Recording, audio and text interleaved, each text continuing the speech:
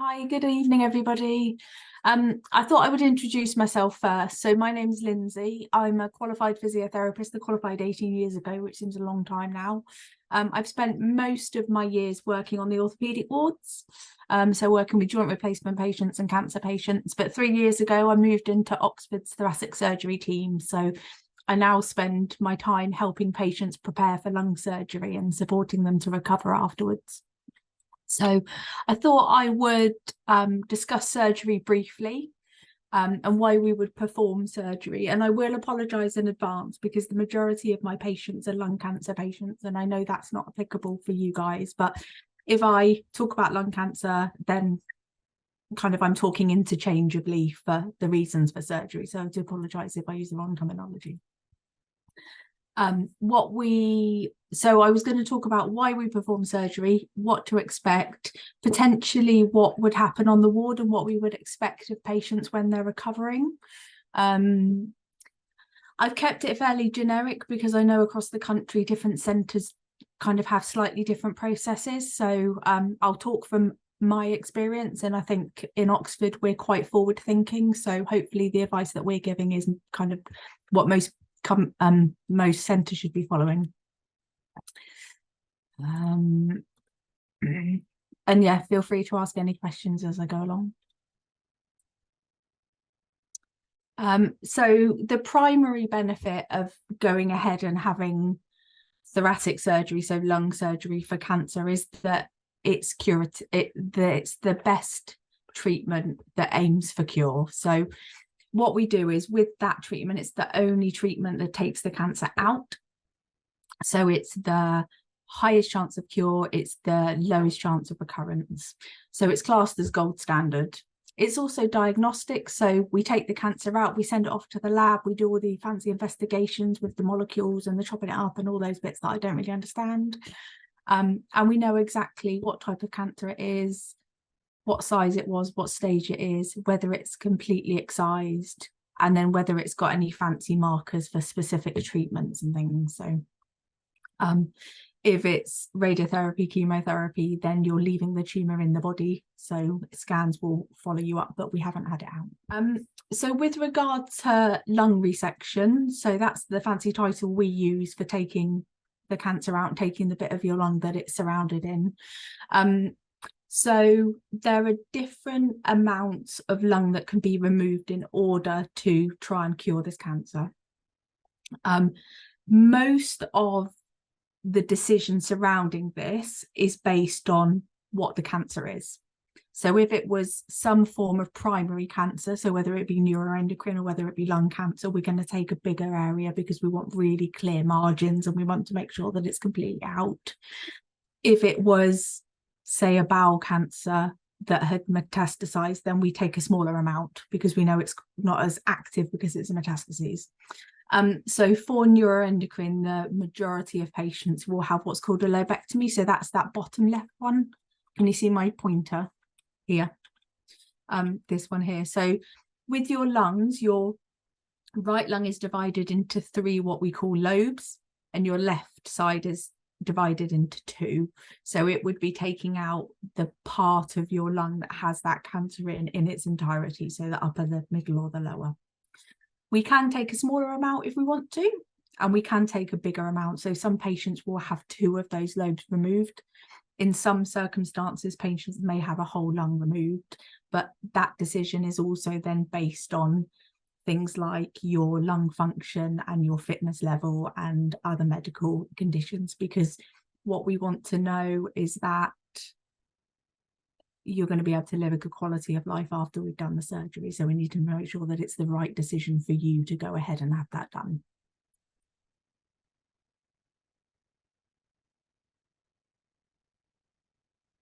So incision wise, there are 2 different incisions when it comes to having lung surgery. I hope across the country now the vast majority is this one on the left, and I know certainly for Oxford we do this all the time. I'd say kind of 97% of our patients have this. So it's we refer to it as VAT, so it's video assisted thoracoscopic surgery, or surgeons often just say it's keyhole. So we're going through incisions that are approximately 1 inch to 1.5 inches. Traditionally, they're 3 incisions. In Oxford now, we work anywhere between 1 and 3. So I don't know where other centres sit, but we've got a surgeon who's developed to be able to do it through 1 incision. The incision on the right is called a thoracotomy. In some circumstances, the surgeon might already know that we're not going to be able to do it through a camera and keyhole and all fancy minimally invasive surgery. But in the majority of cases, they will aim to do it through the keyhole method, and they may well have to convert in surgery for reasons such as if there's a slight bleed and maybe the visibility isn't great and they want to make sure that they're doing the surgery completely safely. Sometimes if you're somebody who's had lots of infections over the years, your lung can have quite a lot of scarring and it can be a little bit stuck to your chest wall. So if they can't get rid of that through the instruments that they're using, then they may well decide that they want to do a bigger incision in order to do that safely. And again, it's a case of doing the bigger incision but keeping it as small as we can to get what we need to do done. The picture on the right, I think, is potentially a slightly older picture, and what tends to happen is they tend to line out like curved around the back of your shoulder blade, so a little bit further back than right on the side.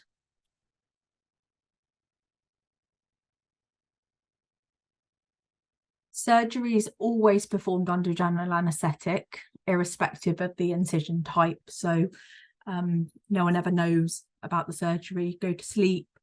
General anaesthetic has an amnesic effect. So even when you wake up, you're unlikely to remember kind of dropping off to sleep or anything like that.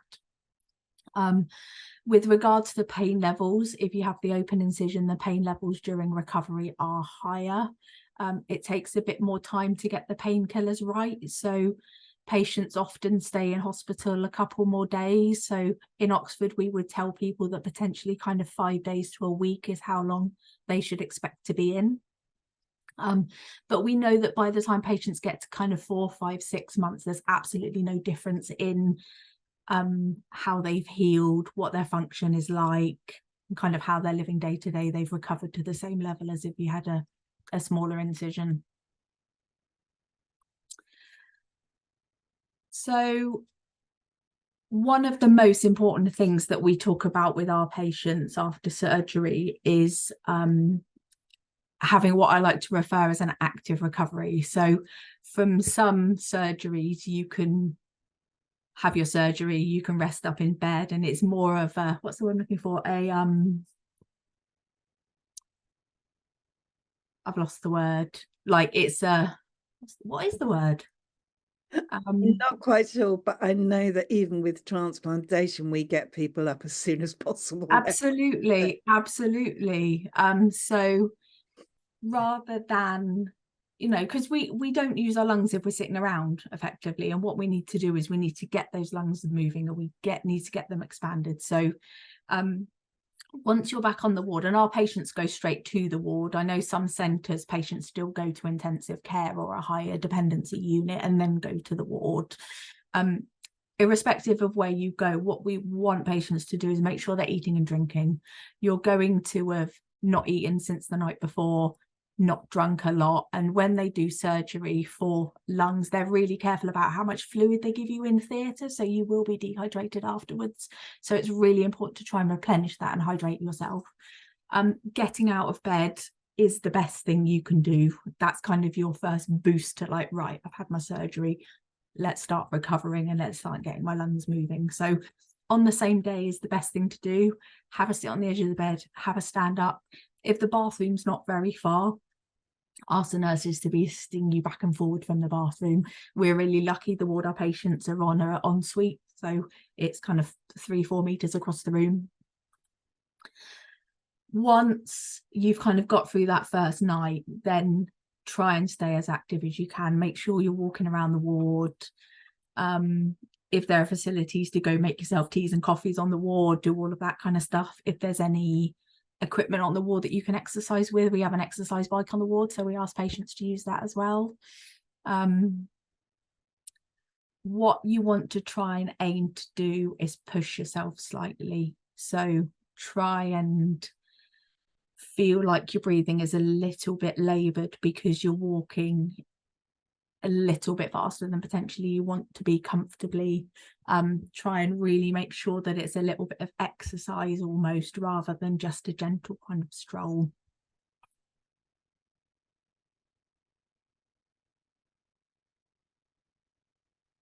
You'll probably be taught regular breathing exercises, so the physios are likely to come and see you afterwards, and that's because you will kind of, any sputum and secretions that you've got will get trapped sometimes because of just surgery and having laid still for so long in surgery.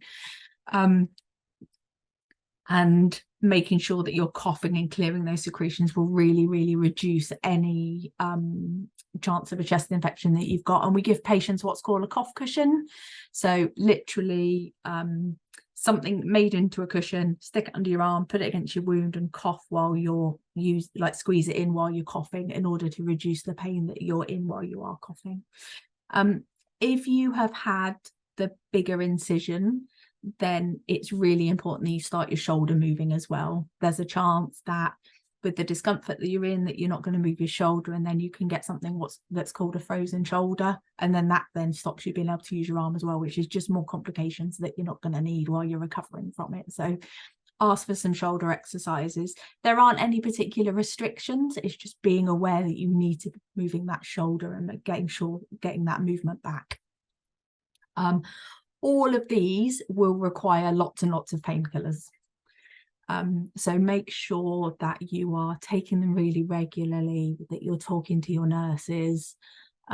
Do you feel that you can get up and go for a walk? Do you need a little bit of painkiller first, which is fairly normal. That's what we would expect, but make sure you're communicating that.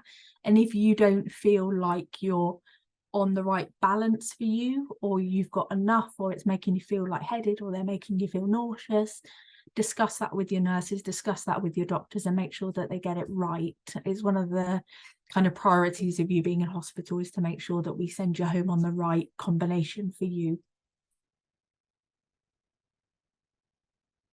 So again, the first few days, there's a nerve that runs kind of in between every single rib around your chest wall. So even if you've had the smaller incision, it's really, really common to aggravate that nerve and for the pain level to be really high in the first few days. So it's really important that we can get on top of that.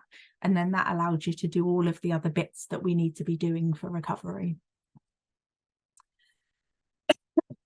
Excuse me. So going back to the breathing exercises, I don't know if anybody has ever come across this. So in the physio world, we call it active cycle of breathing technique. And it's a cyclical process that allows you to gradually bring up any secretions that you have, rather than that cough, cough, cough, cough, cough, hacking cough until, well, you've got something stuck in your throat, because that's not going to be comfortable. It's really exhausting. It's really tiring. So this is a much kind of nicer, calmer way of trying to get any secretions up. So it starts with number one, which is breathing control, and that's just you or I breathing normally. So sitting back in a chair, being nice and rested, just gentle breaths from your diaphragm, making sure that your tummy's the one that's moving and not your shoulders. Once you've done that for a little bit, we're going to take some big deep breaths. So you take them in through your nose, out through your mouth, making sure you expand your lungs as much as you possibly can. If you can hold your breath for a couple of seconds, 2 or 3 at the top of that breath, brilliant, please do. And then relax again. About 5 of those is what we recommend. Then go back to that nice, calm breathing control. You're then going to do your big breaths again. If you then feel that there's a little bit of a rattle in your upper chest and you feel like you could do with a bit of a cough, then sometimes a brief cough helps. That will clear your chest. If a cough doesn't clear your chest and you feel like it's still a little bit further down, then what you can do is a huff instead. And that's similar to what you would do when you steam up a mirror or you steam up your glasses to clean them.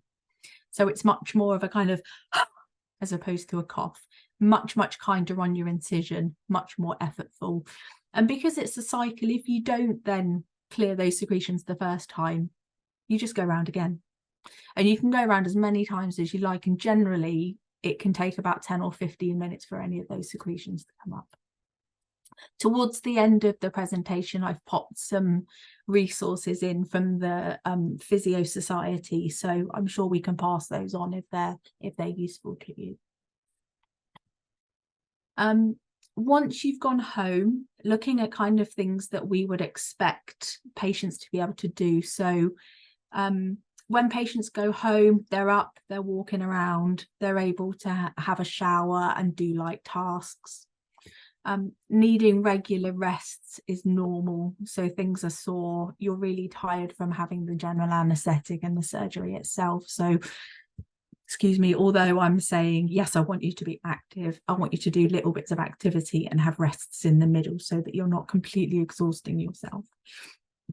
Quite a lot of my patients feel like they need to sleep propped up to begin with because they're just not comfortable lying down. That sometimes for wound reasons, sometimes they can't really catch their breath if they're lying down, and that's all completely normal, but should just settle down in time. And in a week or so, you should feel like you can lie as you normally would with a pillow or two. From a kind of what you can and can't do around the house, what we tend to say is to avoid heavy lifting for a couple of weeks if you've had the keyhole incision. And it's not that you can damage anything. It's purely with that intention that we want to keep you really comfortable. So lifting anything heavy, like, I don't know, a roast out of the oven or doing the hoovering or something particularly heavy like that, is going to make you more sore. And then potentially what you're then going to do is stop being so active and stop doing those breathing exercises and stop coughing so much because you're more sore. And that's got the potential to then set you back a little bit. So it's a precaution rather than a strict don't do it. If you've had the bigger incision, you are going to be restricted for 6 weeks. So they're going to say with that heavy lifting, please do not do that for 6 weeks. And that's because the muscles that they've had to repair between your ribs need that time to repair. We ask you not to bathe for 3 to 4 weeks, and that's kind of soak yourself in the bath. And that's purely from an infection risk. So we need that wound to heal. It will heal on the outside and the wound will look really clean really quickly, but it's all the inside layers that need the time. With regards to clothing, wearing something loose on top is always a good idea after surgery. The wound site can be really sensitive, so sometimes the contact with clothes can be really irritating. For ladies, underwire bras are pretty much a no-go after surgery for most patients, because if you've had keyhole incision, they're right under your armpit, so they're right on the bra line at the side. So I've heard ladies say that, like, just the little crop tops work really nicely. The vest tops with the little supports in work really well. So something just a lot softer. Sometimes they don't bother at all. And then carry on with the advice that you've been given from hospital. So carry on with the breathing exercises, carry on with going for walks really regularly and working to gradually increase how much you're doing. We always advise patients when they go home to try and aim for 10-minute walks.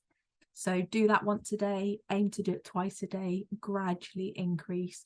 And sometimes what we suggest to the patients is to keep a little diary of what they're doing, because you can lose track of the improvement that you're making and sometimes feel that actually you're not really getting anywhere, where week on week things are getting better. You are taking less painkiller, you are going for longer walks, but you've kind of lost it in day to day.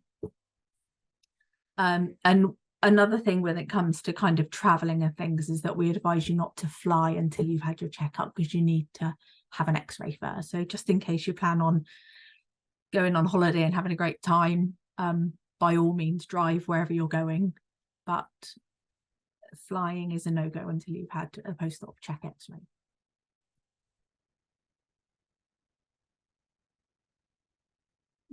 Skipping. I think I've probably covered this one already. So regular painkillers again. We commonly find that patients need painkillers for kind of a month to 6 weeks. Realistically, it's always longer than people think. Try not, if you can, to think coming off them early is a good thing, because they are your movement enablers. They are the thing that keep you comfortable in order to be able to do the breathing exercises, the walking, the getting back to activity. And that's the bit that helps you get better. So if anything, take them for a longer time than you think you would need to in order to be able to do all of that really, really well. Again, talked about walking regularly. If it's raining and the weather's rubbish, things like going up and down the stairs regularly, realistically, what you need is any type of activity that makes you feel a little bit out of breath, that raises your heart rate slightly, gets those lungs working. And I always say to my patients, I don't actually mind what that is, as long as it's something that you're going to be doing really, really regularly. Shoulder exercises, if you need to be doing them. Most people who have keyhole incisions are using their arms fairly freely and don't have to worry too much anyway. Ensure you're eating and drinking really well. If you don't really have an appetite after surgery, and that can be really common after particularly lung surgery, try to focus on protein heavy meals. So make sure that you're having cheese, eggs, meats and things, because they're like the building block of you recovering. So if you really don't fancy anything, aim for that. If you really don't fancy that, eat whatever you like. Some calories are better than no calories. It could be that you discuss it with your GP and get some nutritional supplements if you really don't have an appetite. We sometimes do that for our patients. And if there's one bit of advice I would give you, it's to really be in contact with your team or your GP if you feel at all unwell. You're vulnerable to chest infections and things so soon after lung surgery, and I'm sure they would want to know if you weren't feeling well or you were brewing some kind of infection really, really early. So don't be afraid to give them a ring and say, actually, I'm not happy with this, I'm unsure. Ask them any questions that you feel you need to.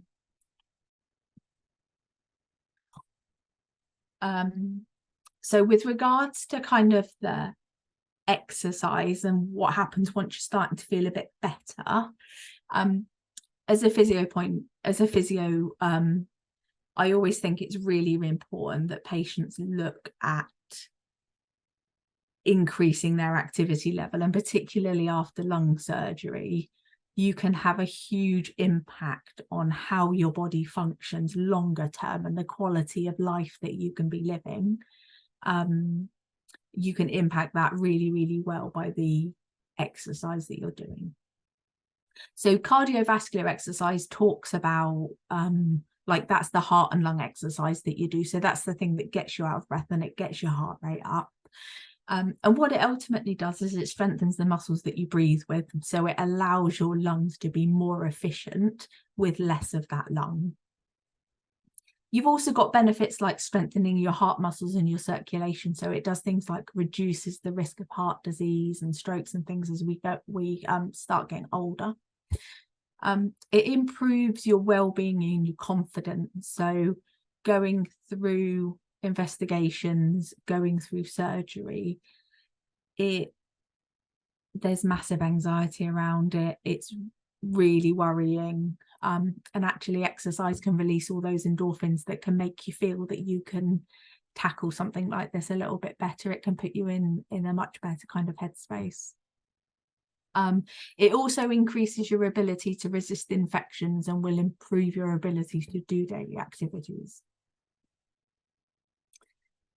So it's great me saying, brilliant, I want you to be a bit breathless, to get up, get moving, do some exercise. But how do you know that what you're doing is beneficial? The scale on the left-hand side is one that we use in our exercise classes for patients. I'm forever waving it in front of a patient saying, tell me how much your breathing is bothering you at this particular moment in time. Realistically, if you're doing something that is getting you a little bit out of breath, and I was to say to you, give me a score on this 0 to 10 scale, and you said, you know, probably about a 3. I'm moderately out of breath. It feels like I'm working, you know, fairly hard, but it's not too bad, I'd be giving you a thumbs up and saying brilliant. What that does is leaves you in a zone where you're strengthening that muscle, those lungs are getting stronger, but you're able to carry on and it doesn't feel like it's too strenuous. I often say to my patients, you're not going to hate me for that. You know, you're not doubled over in a corner regretting ever meeting me. The other thing we sometimes get patients to do is to say the sentence, this exercise program is going to do me good.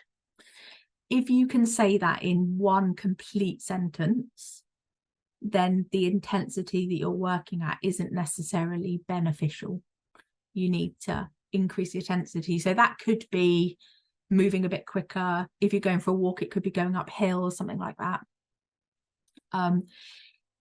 If you can only say one word at a time, that is also safe, but you're going to be really, really breathless. And what you're then going to find is that you probably can't maintain it for that long. So you can't manage to do that 10 minutes at that level. If you can, brilliant, carry on. That's absolutely fine. I don't mind. If that's your aim, brilliant. But for most of our patients, particularly, we would aim for less out of breath, but carrying on for a little bit longer. And then when you look at kind of what, you know, you've got over the surgery, what can you do longer term to stay really, really well and live a really healthy life, have a really good quality of life? So the general advice is to try and aim for 150 minutes of cardiovascular exercise a week. So that equates to 20 minutes a day, 20 minutes a day. Yes, 20 minutes a day. 30 minutes a day if you decide that you want a couple of days off a week. And that gives you overall benefits, like we talked about from a heart risk point of view, things like reducing any depression and anxiety symptoms, going into longer life. There are some cancers, the risks are reduced if you're exercising, recurrence rates are reduced. It will help improve your balance as you get a little bit older. So things like the risk of falls and the risk of fractures are reduced if you're exercising to this level. And then strengthening exercises are really, really important as well, especially as we do get a little bit older. Or potentially, I heard the other day that you start losing muscle mass once you're past 40 if you're not doing strength exercises, which is just depressing. So again, adding a couple of strength exercises sessions in per week is a really, really good thing to do. This could be body weight. So that gentleman in the top, he's just doing body weight exercises. He's just doing stand up, sit downs from the chair. You can grab some dumbbells or some tins of beans or something to do it. Or you've got those stretchy rubber band things that us physios have always got. So anything, there's absolutely loads out there. The NHS website now is actually really, really great. And that has loads of exercise videos on. So there's loads of advice out there about what to do, how to do it safely. And I just popped this slide in because the majority of what I do in my work job is actually before surgery. So I have no idea kind of what stage anybody is at who's on our meeting. But what we do know is that coming up to lung surgery, all of the advice about being active, the 150 minutes a week, improving your lung health, there's actually lots and lots of research to show that what you do before your surgery has a bigger impact than the exercise you do afterwards. And you only need a 2-week kind of time scale to get any benefit. So if any of you have got a surgery date coming up, really, really think about how active you are at the moment, how you can kind of introduce a little bit more to work towards being a little bit fitter before you have your surgery. And those are my resources. So I think the first two are breathing exercises. So the active cycle of breathing, the top one is a video that Plymouth Hospitals have done. The second one's a leaflet from the Physio Society. And then the other two are kind of pointers towards exercise videos that you can be doing at home to try and kind of push things along with your recovery. So thank you very much.